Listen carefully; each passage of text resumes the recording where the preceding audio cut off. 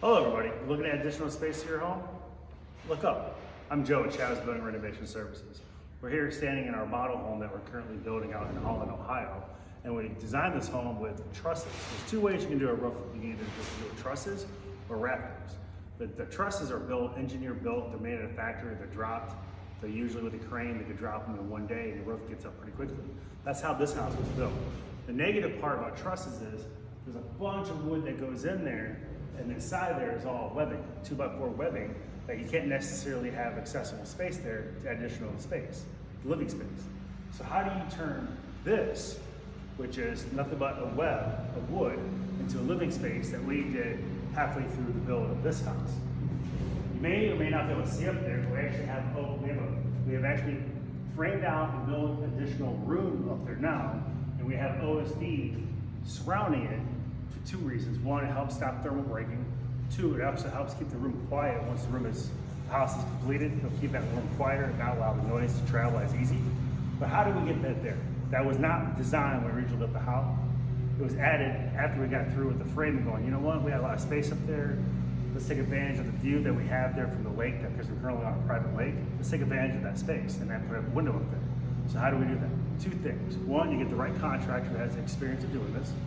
Two, you make sure that contractors work with a structural engineer that can review the plans of your house, realize where the load of the roof is going down, whether the footers, the beams, so it can support the weight of the house. So that way that structural engineer comes up with a plan on what needs to be done to properly build a room there that is strong enough to support the roof as well as life. And then once he gets that, he stamps it and sends it to the city so they can review it, so they can approve it, and then you can see the construction. Let's take a look at what we did here.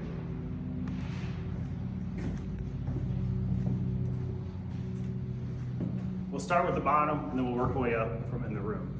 The first thing is, obviously we have the structural engineer came up with the plans, and he said, I had 2x10s for the floor joists, 12-inch on center. And the 2x10s, we had to connect it to the 2x4s that was part of the truss.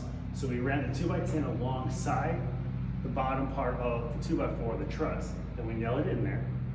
And then from there, we had a 12-inch center of 2x10s. So that way we have enough strength to hold the flooring when we put it in there. But we can't put the flooring in, because obviously we cut all that webbing and get the wood out of there. So from there, we'll show you the top part of this. Let's go. Along the way, we'll take a look at the stairs, because we had to sit there and modify another truss to make the opening for the stairs. Here we have a staircase. This was originally just a wall that went from here to here. In order to sit there and get the staircase in, we had a truss that went this way. We had to cut out to open this up.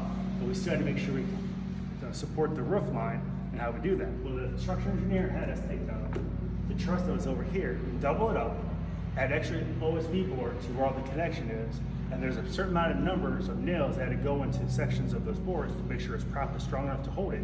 Once we did it there, we was able to build a header that went from that truss there, went all the way to this wall, and then we was able to cut the truss that was right here out and had it sitting on the weight, had the top part of the truss sitting on the weight of the header that was being supported from here to here, and then we was able to have the stairs.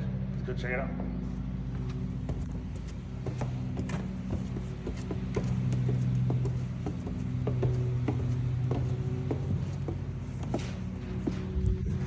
This modification to the truss is able to add about 550 square feet to this home. One, we're gonna have a TV room out here, and then the space that we cut a lot of trusses out on this side, on the other side is the home office. Please excuse the noise. We actually had a window out here, we're waiting for the window to come in about 3 weeks. We put in there to be a 10x6 window, which overlooks the lake that's there. But as I said downstairs, we had to sit there and do the floor joists, which are 2x10s, which luckily this is here is open. We can kind of see this here. So we took 2x10s that are currently sitting right here, and here. So the bottom of this is a 2x10, which is going across. It is attached to the floor truss, for the trusses, the bottom part of the trusses that goes down this way and across, and it goes up. And it was the webbing that goes all in there. So the 2x10 went there, attached to the bottom of that truss. We nailed it in there. And then if you look up here, you can see the 2x10 that's sitting directly on top of that. It's like a 2x10 connected to the 2x4, and we nailed it in there, and then with the 2x6s, we put it under, in between the 2x10 that was on the floor and the 2x10 on the ceiling, and then we took OSB board and we attached it to give it more strength, so that's flat with the roof. Once we had that all done, we had it all framed in, so that way the weight can be transitioned from the truss to the 2x10 and 2x6s. We had the engineer come out, he reviewed it, gave us thumbs up. At that point in time, when he was able to cut, you can see up there where the trusses were.